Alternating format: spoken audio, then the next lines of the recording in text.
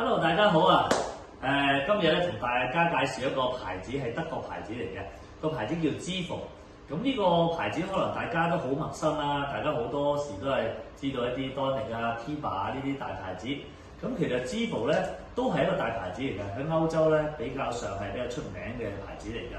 咁佢咧就最近呢幾年咧就打翻入嚟香港市場啦。咁啊，我哋好慶幸可以做到佢嘅代理。咁上面佢有好多膠皮嘅。咁點樣去分呢啲膠皮咧？因為佢所有膠皮全部大部分都係做喺Made in Germany 嘅，全部德國製造啦。咁嗱，假設啦呢一隻啦，我中文啦講啦，呢個叫解紋啦，解紋啦。呢個解紋嘅話咧，佢係做乜嘢用途嘅咧？可能佢有咩係效果咧？佢呢個以黏性為主嘅，咁可以拉波啦、沖波啦，打一啲旋轉波啦，比較係好嘅呢個效果係非常明顯嘅。咁佢有3隻款嘅，見唔見係3隻款？有咩唔同啊？嗱，先講紅色呢隻咧，佢嘅速度係143，係特別快嘅。咁佢嘅旋轉係129，咁以速度為主。咁因為佢本身海綿比較硬淨啦，咁佢拉波嚟講咧就拉個表皮度，所以咧佢係泡55嘅，有啲硬嘅海綿啦。咁另外呢一隻啦，我哋講起黃色呢隻啦，佢係53嚟嘅。53相對嚟講，佢嘅速度就比140，咁佢旋轉130，因為佢軟咗啦，咁包波咧就會包得比較入少少啦，咁旋轉方面相對就會強啲啦。咁我哋用呢個推論法咧，就會講翻呢一個啦。呢一隻咧，呢隻色啦。呢一隻咧，佢嘅硬度咧係52，咁所以咧佢嘅速度係135。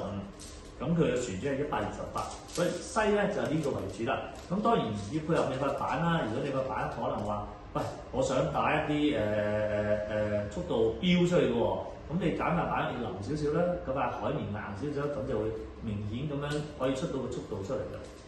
咁呢隻我哋介紹完解紋啦。我哋介紹呢一隻啦 ，Electron。咁呢一隻咧有咩嘢特性咧？呢一隻比較柔和少少嘅，你當佢比較舒服啲，好 relax 嗰個感覺嘅。咁佢嗰個速度咧係104，咁個旋轉係115。咁呢一隻又唔同咯喎，睇下有2隻款喎，係咪啊？2隻款。咁呢一隻係咩款咧？呢隻嘅速度107，就118。咁呢個適合邊一種人打啊？呢種選手打咧，就係話佢哋用反手啦、反手回圈啊。比較 soft 少少，入台猜波打位啊，咁呢一隻咧係最佳選擇嚟嘅，所以佢速度都唔快，即係相對中國膠嚟講，佢速度算快嘅。但係相對德國膠嚟講，呢個系列入邊咧，呢一隻會比較上舒服啲啦，打反手比較舒服啲嘅。咁我哋再揀呢一隻啦，Intex Netex 呢隻咁呢個咧佢都有個PRO 38嘅。咁亦都有唔同嘅硬度啦。呢一隻咧就PRO 43啦，咁呢一隻咧就係PRO 48。咁都係用翻頭呢個推論啦。咁48越硬嘅話咧，佢嘅入嗰個海綿嘅程度就越少啦，相對佢浮面嘅力量就越大。咁你拉嗰陣時、衝嗰陣時咧，個波就會向前飆多少少嘅。咁所以咧，我哋48為嗰個咧就係速度係126，旋轉123。咁相對呢一隻咧就43呢隻咧就係速度係118，旋轉係128嘅。咁我哋最腍呢隻係PRO 38呢隻咧，佢就係速度109，旋轉127嘅。咁呢一隻係所以頭先嗰2隻嘅中間嘅位置嚟嘅，所以打呢隻咧我又唔想太快，但係又唔想慢得交關，呢一隻其實最佳選擇啦。咁隔離呢隻係新嘅，最新嘅。而家排行榜排第1位嘅，最中意打㗎啦啲客。咁點解咧？首先咧佢個都係分呢個47.5啦，因為佢硬嘅。呢一隻咧就係50度，呢隻咧就最硬係52.5度嘅。咁 XT 咩意思咧？XT 咧就應該係佢嗰個以攻擊為主嘅 X 咧 extra 啦，咁以攻擊為主啦。咁呢一隻PRO 47.5咧。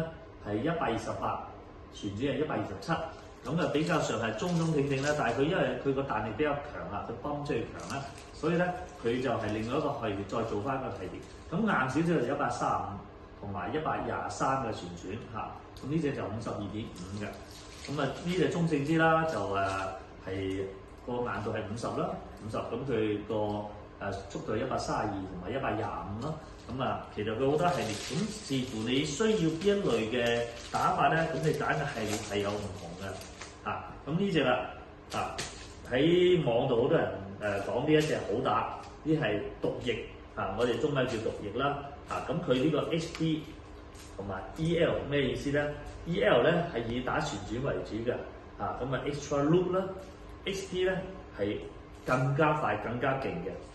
咁佢亦都有呢個蒲50啦、蒲45啦，仲有呢一款咧就係叫做黑，即係個海綿係加硬咗嘅，咁加硬咗就有蒲50、350，咁呢隻 XD 50，呢隻 EL 50，大家都係50，但係咦呢兩個有咩分別啊？大家都黑喎，呢隻 XD 50咧，佢嘅速度係132，旋轉121，咁呢一隻咧。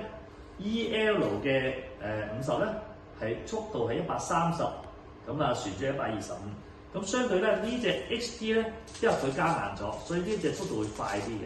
咁當然速度快，旋轉就會 less 翻少少，跌翻少少啦咁呢兩隻咧都係一個系列嚟嘅咁我哋呢一隻啦，咁我講翻呢隻蒲啦。呢隻蒲係 Super， 呢隻係有 Super 字樣嘅。咁佢亦都分好多系列啦，有